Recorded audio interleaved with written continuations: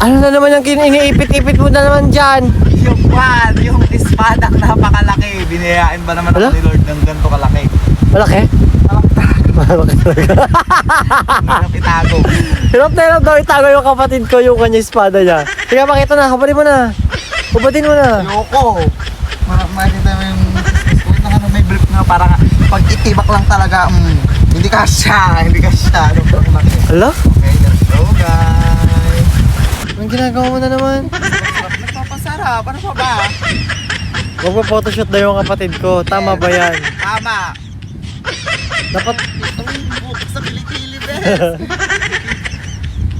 Tapos yung... Hindi mo yung babae ka sa damit, sa itsura, tapos pagdating sa kilikili mo may buho. At least, masarap.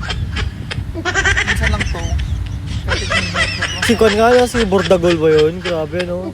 Si Kwan, yung Charis. Uy, turukan mo kaya ako. Hindi yung video ka, video dyan. Wala. Alam nyo to guys, kaya to kapatid ko magpipicture lang.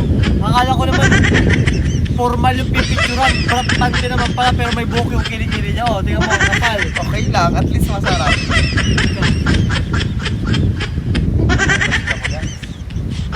Ay, meron pa akong tibak guys. Gusto nyo makita?